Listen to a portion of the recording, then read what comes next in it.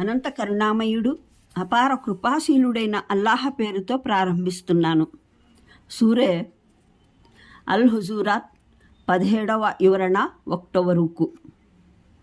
ఈ ఆయత్ ముస్లింలలో పరస్పరం యుద్ధం జరిగినట్లయితే దానికి సంబంధించిన షరియత్ చట్టానికి మూలాధారమైనది.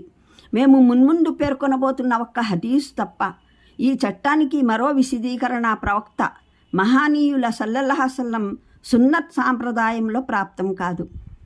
ప్రవక్త శ్రీ సల్లల్లాహు అలైహి వసల్లం కాలంలో ముస్లింల మధ్య పోరాటం సంభవించనే లేదు. అలా అయితే ఆయన ఆచరణ ఆదేశాల వల్ల దానికి సంబంధించిన వివరాలు ముందుకు వచ్చేవి. ఆ తర్వాత ఈ చట్టానికి ప్రామాణికమైన విశదీకరణ జరిగింది. మహానీయ అలీ ఖిలాఫత్ కాలంలో అప్పుడు స్వయాన ముస్లింల మధ్య పోరాటాలు సంభవించాయి.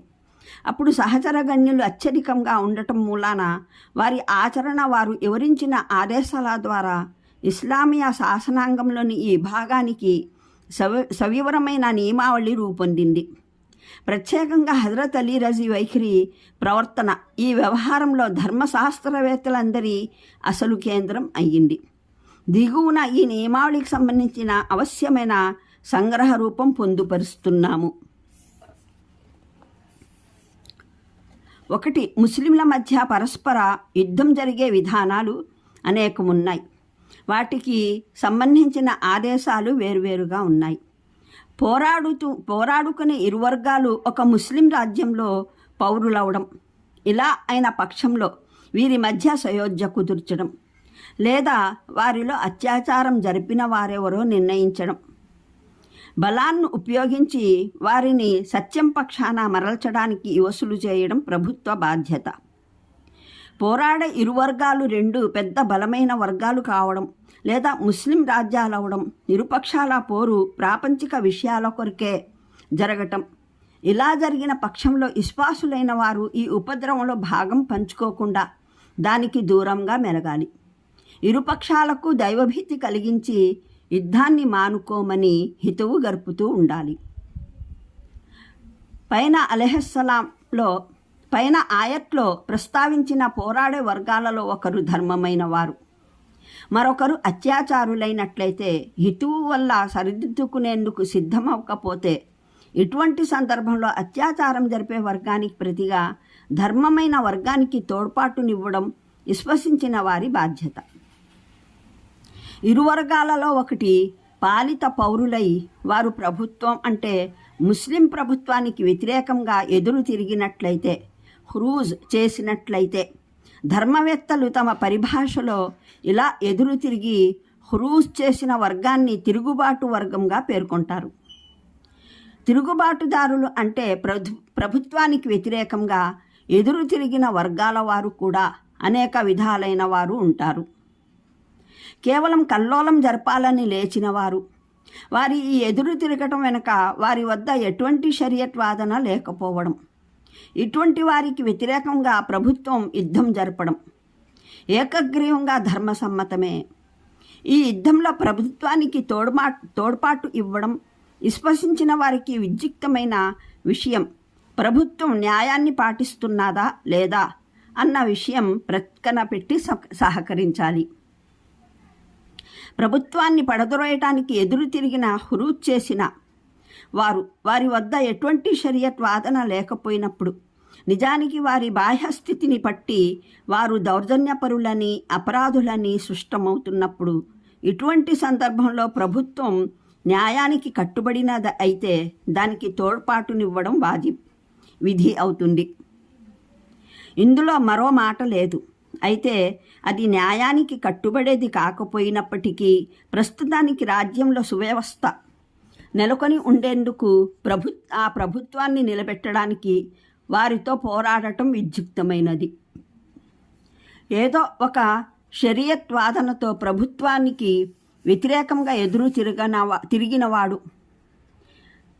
తిరిగినవారు కానీ వారి వాదన అసత్యమైనది, వారి విశ్వాసం కలుషితమైనది కావడం ఉదాహరణకు హవారిజ్.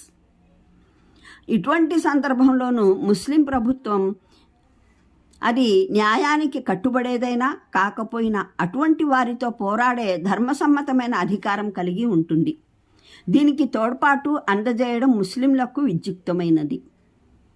న్యాయానికి కట్టుబడి ధర్మబద్ధంగానే నెలకొన్న ప్రభుత్వాధినేతకు వ్యతిరేకంగా ఎదురు తిరిగిన వారి వద్ద ఎటువంటి షరియత్ వాదన ఉన్నా లేకపోయినా ఎటువంటి పరిస్థితుల్లోనూ వారితో ప్రభుత్వం పోరాడటం ధర్మసమ్మతమైన విషయమే.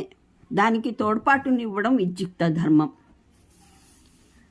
నాయకత్వం బలవంతాన నెలకొనగా ఇటువంటి దౌర్జన్యపరమైన ప్రభుత్వానికి వ్యతిరేకంగా ఎదురు తిరగటం, దాని నాయకులు పాపశీలురై ఉండి ఎదురు తిరిగిన వారు న్యాయం దైవ పరిమితులను స్థాపించడానికి లేచిన వారై ఉండి వారి బాహ్య పరిస్థితులు సైతం వారు సదాచారులని చాటుతున్న పరిస్థితి.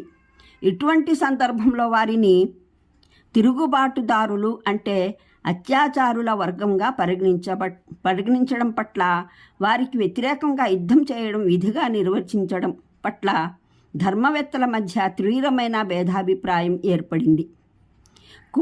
క్లుప్తంగా దాని సారాంశం ఉటంకిస్తున్నాము.